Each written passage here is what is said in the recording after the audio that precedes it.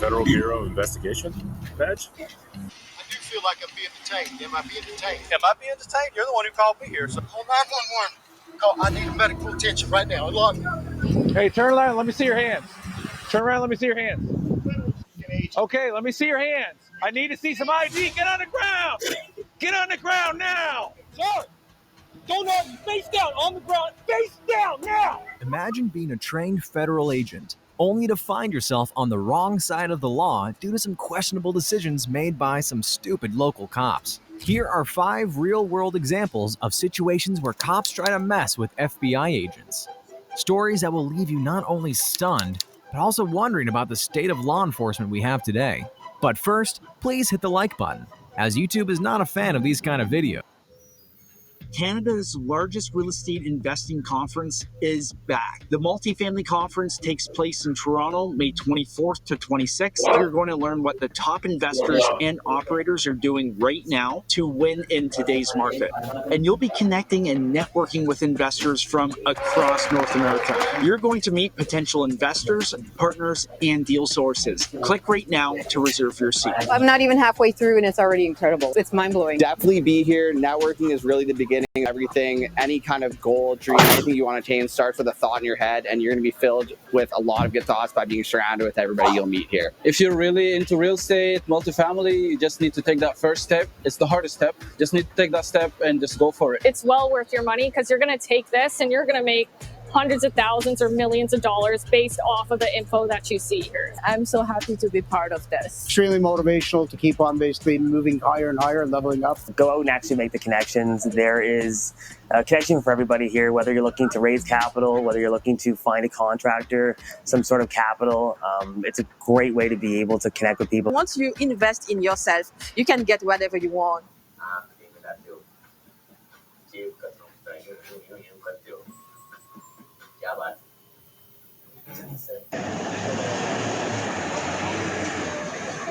How much do you think it would cost to retire in Canada comfortably? Like in my mind, retirement in Canada, that cost would be around like $600,000-$700,000 probably. I was going to say 4 million. 500,000 Canadian. Over 100 grand.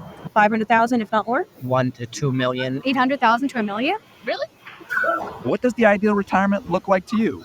Well, I think, everyone's looking for security, flexibility. I never had any generational wealth growing up at all. And I wanted to be able to have something for my son and for his children and his children's children. Have enough wealth to take care of my kids and their kids. Being fairly secure, being able to travel. Going on a holiday and not thinking you have to scrimp and save for that. To support both our parents and our kids and have the time to travel as well. Not having to pay a mortgage on a house. No debt and a big house. Would it surprise you to know the number is 1.7 million? Nuts. Even I thought $1 million was crazy. Sorry. That's very unfortunate to know. That sounds right. That's not surprising. That sucks. It does sort of feel unattainable, actually. It's probably going to take me like 200 years to earn that much money. I'm literally $1.7 million away from that. Yeah, thank you.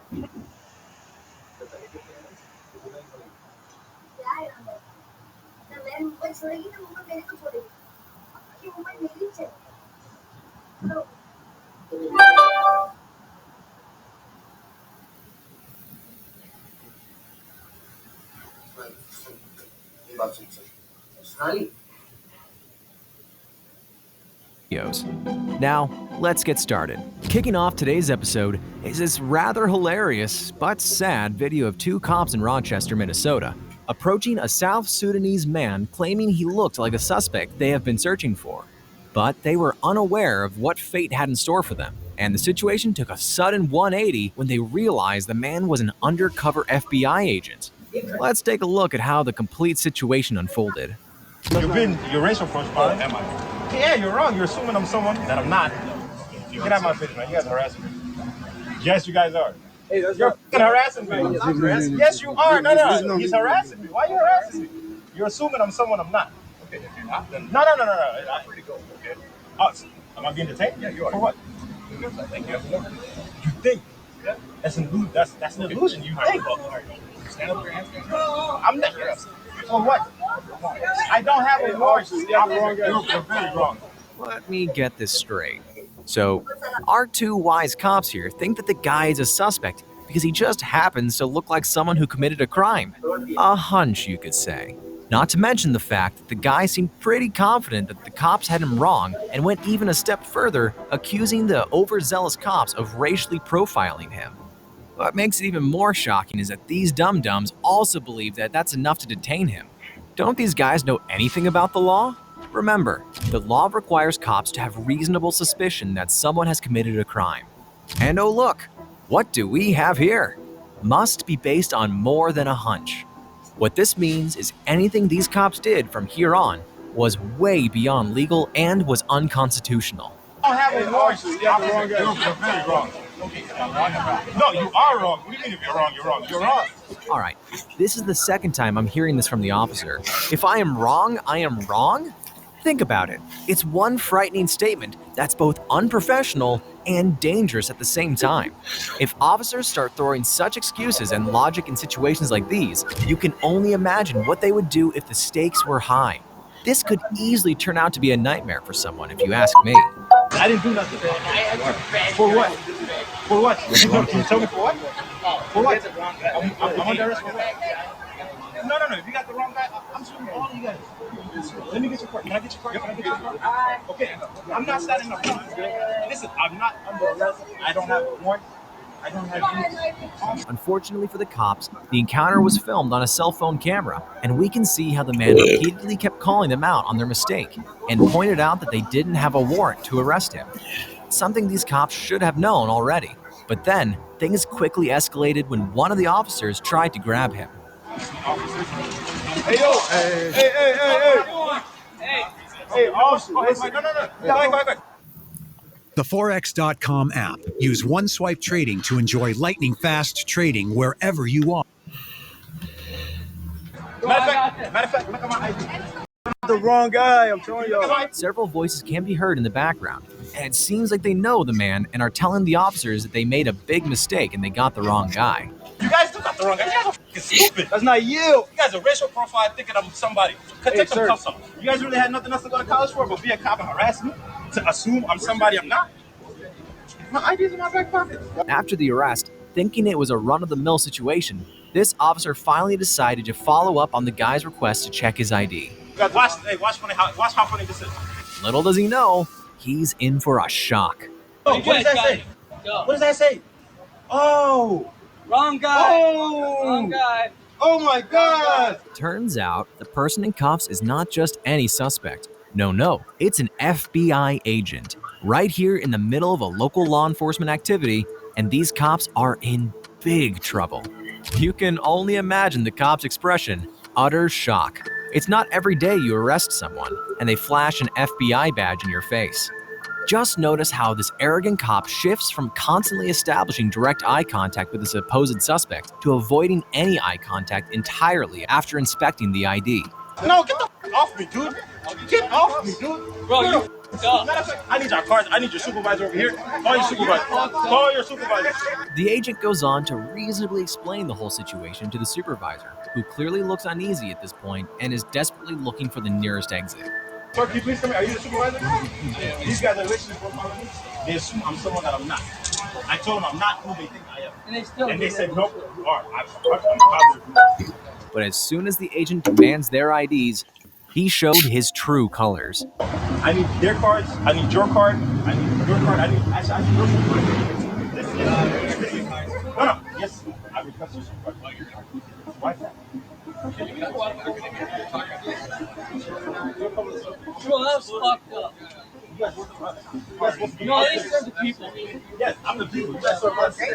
So, that's because they're corrupt as fuck. Okay, I would like your card. Yep. And I'm going to follow the sport on you, and you.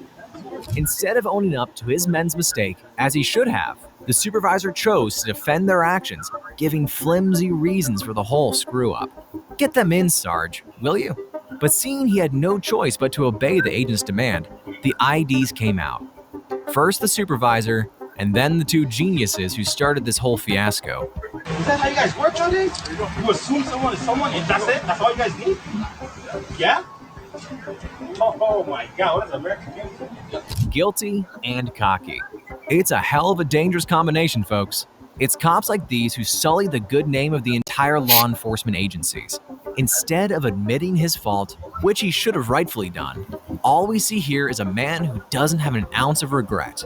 Shame on you, officer. But then again, what can we expect when you're led by such supervisors? I will make a complaint on all three of you guys. That's fine. Do your job better. So if you want to make a complaint, you can go make it. I will make a complaint. All right. See what I'm talking about? All I can say is that the entire event was nothing but a poor show of unprofessionalism and a lack of A, B, and C's of basic law knowledge shown by these foolish cops. As far as silver linings go, at least no one got harmed in this case, which is more than I can say for this FBI agent here. You run your body cam? I am now, because I don't know how legit you are at the moment. It's okay. Special Agent Haddon. The FBI. Okay. You got that on body cam? I do, but I don't understand what the problem is with you meeting me at the office. I'll talk to the U.S. Attorney's Office about it. You can cut off the recording device now. Okay. Well, I will when I leave the area, sir. You might question why this FBI agent is asking the officer to cut off the recording device. Something doesn't add up here. Red flags for the FBI agent, right? Well, the answer is our Special Agent Hatton was actually investigating police corruption in the Franklin County Police Department. And as a part of this undercover operation, he asked the officer in the video, Mr. Rolf Gordon, to meet him at a random parking lot, perhaps to ask some questions related to the case. However, the officer didn't like the fact that the agent called his personal phone number instead of taking things through his office and grew skeptical of him despite the agent's disclosure of his credentials. Hey, TJ, this guy is telling me to turn my body camera off and telling me he's going to contact other people to get involved with this. Let me get his tag number real quick. He's got a radio and he's got credentials. Franklin, does that come back to any government agency? It just advises advanced wiring. It's 2024, and this year, 80% of businesses want to create more videos, and 60% Company. Do you work for a wiring company? Did he seriously think it would? Of course, it's a covert vehicle. What kind of undercover FBI agent would drive in an FBI-registered vehicle? I do feel like I'm being detained. Am I being detained? Am I being detained? You're the one who called me here, sir. How did you get my phone number?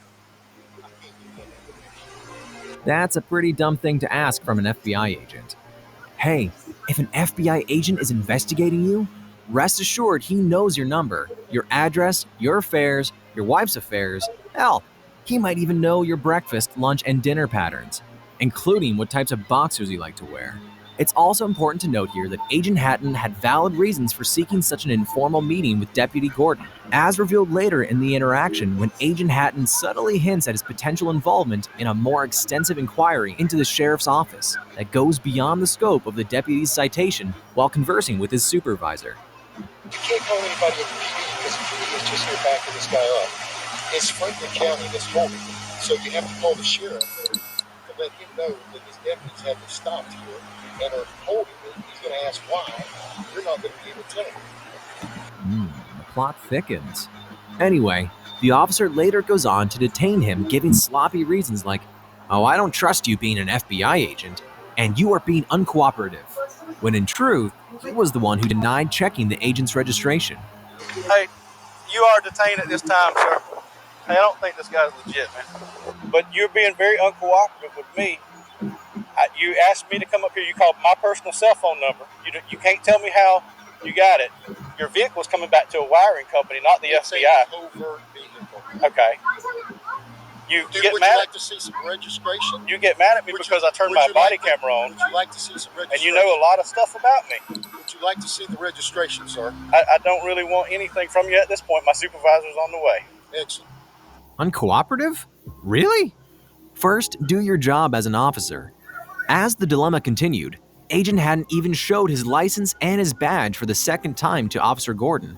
But somehow, Gordon remained unconvinced. Eventually, multiple supervisory officers arrived on the scene, But they were even worse than Officer Gordon and decided to arrest him and put him in the back of the patrol car. Not only this, they even decided to not roll down the windows or turn on the AC, and given the hot day in Florida, it was only inevitable that things didn't go well for Agent Hatton. Yes, sir. There, brother. Okay. All right. I'm turning it on right now. Open the door. I can't breathe. Sir, I can't open the door. You're being detained right now. As time passed, the agent started complaining, and in spite of his repeated plea, the cop continued to ignore him. You're burning me up, brother. I had the defroster on. No, you didn't. Brother, I need air. God almighty. All of a sudden, they receive a phone call that should put the entire event to rest. 33, go ahead. He is legit. 10-4. All right, that's what I'm doing right now. Here we go. All the proof you need in the world. However, even after this, the officer chooses to retain the agent inside the patrol vehicle, despite receiving explicit confirmation that he is, indeed, an FBI agent. Instead of promptly following the given instructions to release him, the officers continue conversing about the situation, all the while the agent pleads for his release. It is only after an additional 3 minutes of entirely unnecessary conversation that the agent is finally allowed to exit the vehicle. But sadly, the damage was done. Call 911.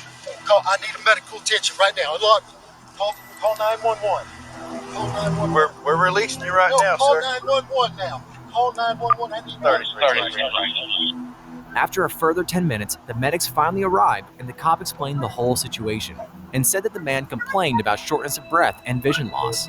Started complaining of shortness of breath, vision loss. In the hours after Hatton was released, FBI agents in brass descended on Apalachicola, meeting with Gordon and the sheriff to find out what happened and why. Both agencies later decided to put the incident in the rearview mirror, followed by Sheriff Smith's promise, and I quote that, "Both our agencies work together." Anyone on your team can make better, more engaging, on-brand videos than ever with V. Skill level, time constraints, team capacity, and language barriers should They're a lot better. Smith also agreed to the fact they needed more training. But honestly, training or no training, that's no way to treat someone, let alone a fellow law enforcer. It's a great example of ego and how ego gets in the way of common sense. It also shows how sometimes police can take literally anything you say or do and turn it against you. Oh, and if you don't say anything, you're being uncooperative, and that's also grounds for suspicion. Fortunately, despite what can only be characterized as disrespect and negligence from the officers, the agent did not sustain any significant injuries. However, the same cannot be said for ATF agent Burke, who was subjected to such mistreatment by the police that he found it necessary to file a lawsuit against them. On July 7, 2020, Agent James Burke, a 16-year veteran of the ATF, was dispatched to a home on the 3300 block of Edgebrook Drive near Dublin, Ohio, to confiscate a shotgun from a resident who was not permitted to have a firearm. But instead of letting him in, they closed the door in his face and called 911, reading Burke's badge number to the dispatcher. In Burke's mind, it was no big deal as he was frequently used to this verification process. What happened next was not only shocking to Burke, but to anyone who's watching this video. Hey, turn around. Let me see your hands. Turn around. Let me see your hands. Okay, let me see your hands. I need to see some ID. Get on the ground. Get on the ground now. Get on the ground. Get on the ground now. Federal agent. Sensing extreme aggression from the officer, Burke outright refuses to follow his orders to drop to the ground, seemingly determined to challenge the police's authority to frisk him for weapons. "I'm a federal agent. I don't need to obey orders from the local police," he must have thought. But if that were the case, it would mean that any criminal could easily lie and say they're a federal agent to avoid doing what the police say. Even if Burke didn't seem dangerous, he should have just done what the police told him politely, so they could quickly understand what was happening. Naturally, things escalated. Why wouldn't you show me your ID when I got here? Don't move forward. You didn't ask for it. Get on the ground. We'll figure it out. I'm not overreacting. We got a call that someone's impersonating a police officer out here and doesn't have ID. No kidding, because she doesn't want to open it. Okay, get on the ground so I can find out who you are. Ain't happening. Okay, fine. Fine. Do you plan to think I'm a police officer or something? Hello. What the heck's the matter with you? Who do you think? What are you saying? Oh.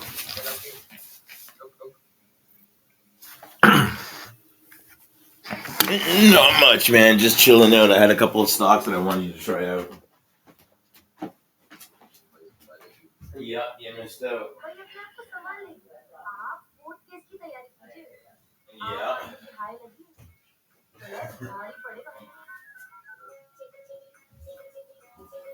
Yeah, you know. Don't touch it. जाने दो. साले आते समय तो रोका नहीं. अब जाते समय रोक रहे हो. गांजा.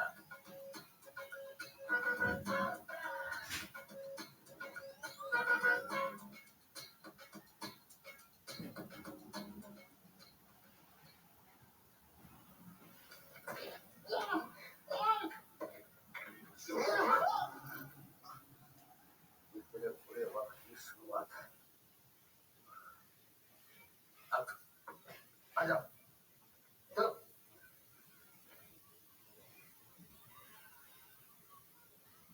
मालूम. सर. क्या है? YouTube. हाँ, YouTube. खरीदार.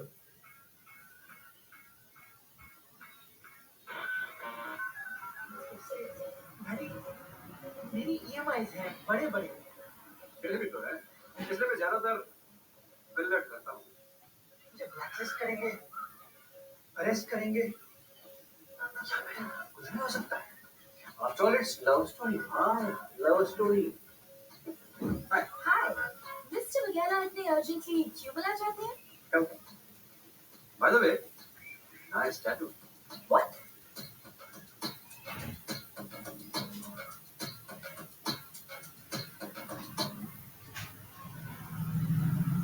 कहना क्या? सब कुछ तो इस फाइल में है. इसका धमाका दिल्ली को जरूर दिला दो. सर आपको क्या लगता है मीना का जवाब की नौकरी में समझदारी नहीं है?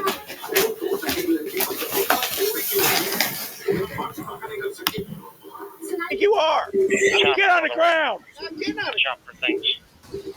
I'm not kidding. 91.7 and pulling up. I got my ID. Do not reach for your plate. Despite Burke's best efforts to prove his identity to the officer continued to remain hostile and keep his gun drawn. Once the second officer arrived, Hi, it's Frank Leo, Frank Leo and Associates. You know, I'm coming to you today with some real... the situation took a turn for the worse for Burke. Sir! Don't argue. Face down on the ground. Face down now! Running out of corners, he had no choice but to comply with the officer's demands. The officers kept their firearms drawn at Burke for over 90 seconds before they very aggressively placed him under arrest. All the way. You got my IDs right here, left pocket. Left pocket. And we're going to put your arm on your back. Wait a sec. Do not resist. I'm not resisting. You're acting like a moron. Wait a second. Stop. Wait a second. Wait a second. No, don't do this. Wait a second. I got a medical condition. Get my license out of my pocket. We're getting you secured first. Please, wait. No. Hold on. I'm hyperventilating. Hold on. I'm not. Stop resisting. Would you please get my ID out of my left pocket? Stop I'm resisting. You. My wife, please.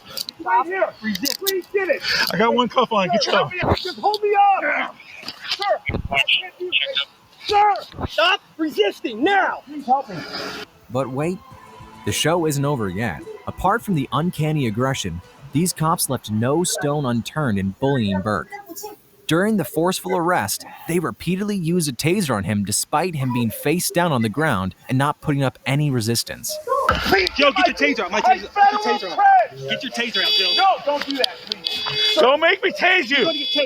Ow, don't do that. Okay. Get him cuffed. Get him cuffed. Get him cuffed. Get him cuffed. In pain, Burke continued to tell the officers that he was a legit ATF agent out on a case and his ID was in his pocket.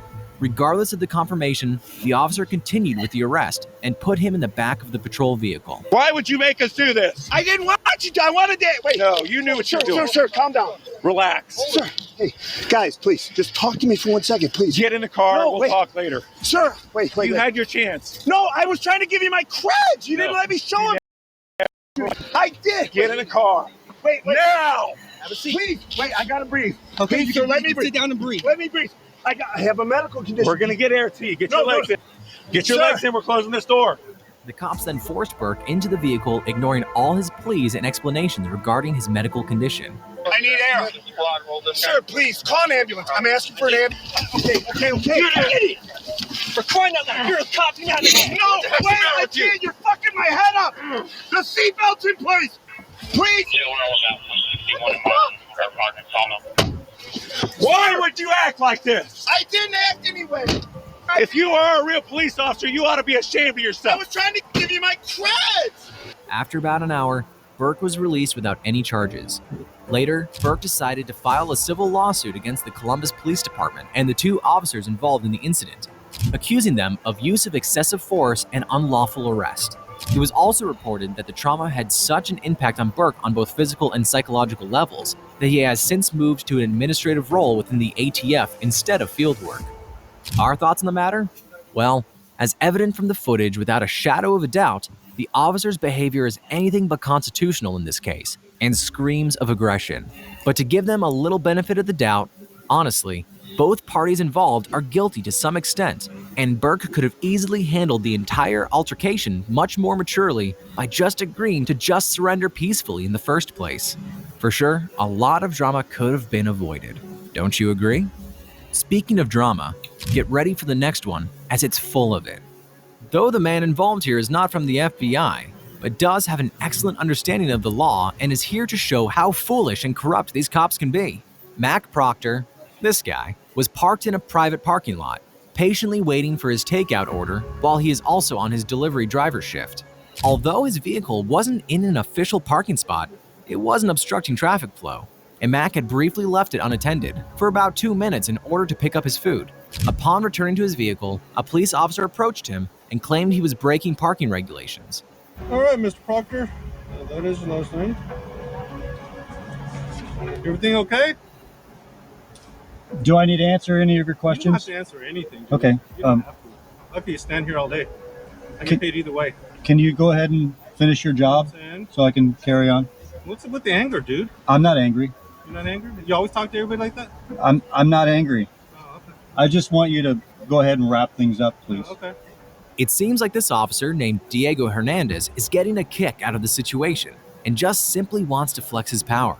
It is true that in most cases involving cops, citizens get intimidated and reel back, giving a psychological upper hand to cops, with this cop thinking they have all the power in the world and are in complete control of the situation. So it's no surprise that Hernandez here was taken aback by Mac's composure and his intelligent know-how of the related law. Mac knows that he has the absolute right to remain silent in response to the officer's inquiries, especially those that have no relevance to any criminal proceedings. All right, well, you know, I'm going to give you a break on it, but you know what I'm saying? This isn't a parking spot, okay, dude? You're not giving me a break. You're harassing me at this point. I'd like to leave. May I leave now, please? Well, do you understand? Am I being detained? Yes, you are. Okay. All right. So do you understand why I stopped you? Do I need to answer any more of your questions? You don't have to. Okay. Okay. But then again, I could do this all day too. Hernandez sure has a lot of time on his hands if he's willing to do this all day. Hey, Mr. Serve and Protect, don't you have bigger priorities like actually stopping people from committing a crime? Well, this proves that we judged him correctly. He does like to flex his power and bully people. I'd like to leave. May I leave now, please? Mr. Proctor, would you like to leave? Do I need to answer any more of your questions? Hello. No. Didn't he say a while back that he was detaining Mac? Do you want to invest in real estate, but you're not sure how to get started? Then we might be a good fit. We're rental consulting. Mac? Jesus Christ. Make up your mind already, officer. I'm not the one that's acting this way, okay? I'm just asking you to do, you know, I'm trying to give you a break here, all right? I prefer you just write me the parking ticket and let me go. Right, okay. Oh, okay. Hernandez proceeds to complete the process, but comes back again giving excuses like they have to wait for another guy to come and write the ticket. Having nothing else better to do, the officer tried to have one final crack at Mac. Hopefully I'm not keeping you from anything, am I? I don't like talking. Is everything okay? Is there any other issues or anything going on? I should know. Do I need to answer your questions? I don't have to answer anything. I'm concerned about your well-being. Is there something wrong? Do I need to answer any of your questions? Well, yeah, if there's something wrong, it would be nice, yeah. Do I need to answer any of your questions? You don't have to talk to me. I'm just saying. I'm just concerned about your well-being. That's all I'm saying. Usually we don't get people hostile. I've not been hostile. Okay. Well, usually we don't get people wanting a ticket. You know what I'm saying? I'm going through all this. I could be having my lunch right now. And you too. I have to really give to Mac for displaying such calm and collected demeanor while Officer Hernandez bombarded him with all those irritating and nonsensical questions. Hey, Mr. Proctor, can I give you your stuff so you can leave? Can you? I can. But Yeah. You're the one. I would have let you go a long time ago. What do I need to do for you to hand me my documents so I can I'll leave? give it to you right now. I just want to know that you're okay, because usually I don't get people. What do I need to do for you to hand me my documents so I can be on my way? You're okay. I don't need to answer any of your questions. There we go again. Jesus Christ. Now, this is a guy seriously getting on my nerves. What is he, 12? I'm trying to say that. You're trying to display your power to me right No, now. I'm concerned about it. Is there a problem to be concerned about another human being? You have no reason to be concerned about me. So it's okay then. You're okay then. You can hand me my documents and I can be on my way, or we can. Okay. So if I hand you your stuff, you'll be fine and taken off, and you're not angry, right? Ah, the ever-wise Mac. Realizing he is not going to win this battle of wits or the law, the officer had no option but to let him go. But I'm gonna take a chance on you, right here, Mr. Proctor. You got everything's cool, all right. We're blocking traffic here to your stuff, all right. Hopefully, you have a good day. Everything works out for you, all right. Am I free to leave now? Yes, you are. Could you please step away from the vehicle? Yes, I will. You have a good day. Mac was eventually allowed to go without any further problems. However, this whole incident raises some concerning questions. Why did he encounter additional issues just for exercising the Fifth Amendment? Moreover, it's quite strange that this interaction occurred at all. If Officer Hernandez had noticed Mac's vehicle obstructing traffic, wouldn't it be a wiser thing to just request him to move it out of the way? But no, he had to show his authority and had to bully him. Kudos for Mac for not entertaining him and showing him the doors as he rightfully deserved. Not to mention the fact that this whole incident just proves to all of us how important it is to know about the law and handle such situations if you ever land in one. How important is it? Let's find out in the next case where a bunch of cops arrested an ex-FBI security contractor solely for the reason that he just didn't know the law enough. How you doing, sir? Good. All right. What's up? Deputy Troy with the Sheriff's Office. The reason I'm stopping you is your plate's obstructed. Yeah. Whatever that thing's got, you got to take it off, okay? Okay. It's got to be visible within a certain distance. When you went to driving school and a cop pulls you over, what'd they tell you? Oh, you pull over when it's safe to do so. No, you pull over immediately. Okay? Let me tell you this. Now, you pull over immediately. Sure. Because I don't know what you're doing inside this car. Sure. Yeah. Hiding guns. You know what I mean? Officer safety is number one. Kinda ironic when he mentions things like safety and pullover protocols when the cop himself has no idea about the law and is lying right off the bat. You see, there's no strict requirement to pull over immediately for various reasons, including traffic obstruction and safety concerns. It's advisable to pull over as soon as it's safe to do so, prioritizing safety above all else. Also, if you find yourself in an area that feels unsafe or you're unsure whether the vehicle behind you is a genuine police car, you can activate your hazard lights and drive cautiously to a secure, well-lit, and populated area. Imagine slamming the brakes right in the middle of traffic, or getting robbed, or worse, assaulted by fake cops near a dark alley, something a cop should be well educated on before he starts throwing misinformation. But this is not the end of the cop's lies. So who are you? Former NDOC, and I used to work security at Harris. Oh, okay. I'm a contractor. Yeah. Okay. Do you have insurance on this thing? My partner, huh? Do you have insurance on this thing? Yeah. Your partner or what? Now, my partner called me. I'm a contractor with Southwest Gas. So I got to go there and get him logged into his computer. No guns inside the car? Nah, no phone. Fast forward to a few standard questions. The cop begins to ask more targeted and detailed questions, attempting to discover evidence or information that could potentially incriminate the guy. What do you got right there up front? That's a siren. I do contract security. You contract security? Some of the work I require to have a siren. As a mom or parent like me, with the high cost of living nowadays, is your income still? Turn it on.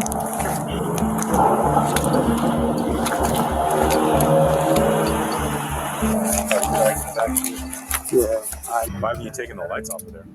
Yeah, I do contract work, so I have to have lights on this vehicle for someone to work in. They shouldn't be that color, though. Yeah, they should be red and white, brother. Yeah, it depends on who you're contracting with. If you contract with law enforcement agencies, it's different. Which agencies do you contract with? The various ones. DOJ. Name some.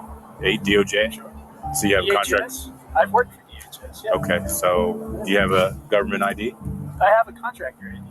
Where's that? It's in my it's mine. Ready for the big moment? Where'd you get this? That's an issue. Federal Bureau of Investigation badge? Now the cat's out of the bag. The officers were shocked to find out who he was. However, this doesn't prevent them from going too far and exceeding their authority by searching the agent without obtaining his consent. I'm gonna read you your rights too, okay? Because you're handcuffed, you know what I mean? So I feel more comfortable that way. But then, the police officer begins an unwarranted search of the agent's body and vehicle without any request or permission, violating the agent's Fourth Amendment rights, which safeguard against unjustified searches and seizures, an act both illegal and unconstitutional. No guns, right? Yeah. Inside the car? Yeah. Okay. Cool, because like I said, man, too, there's money in it. Put that back in, so I put it in the bag, okay? So the reason that you're in cuffs, okay? Unless you're a sworn officer. I know in Nevada you guys do. Yeah, you're not allowed to have red and blues. Sure. Right? Because then you could easily impersonate a police officer. Sure. So who issued this to you? My former employer. Your former employer? So you used to work for the FBI at one point?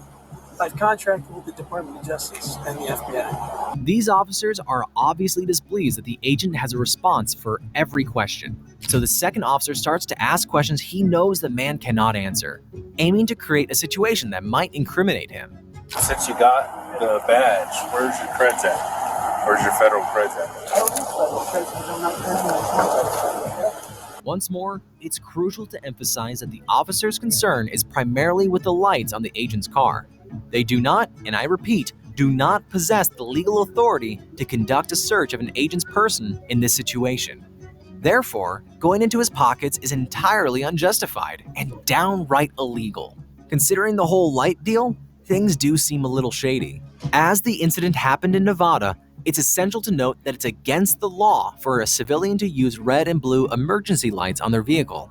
However, this man never activated them. And when he did, it was during his official duties as a contractor with a law enforcement agency. Besides, the guy never said he was in the FBI. All he said was he worked part-time in the FBI, so he was far from impersonating a federal agent. The matter was further escalated when a bunch of senior-ranking officials showed up who, surprisingly, turned out to be bigger fools than the two cops and decided to turn the car upside down looking for any signs of evidence. Who knows what the cops found? Or planted. All the more reason for you upstanding people to be aware of your rights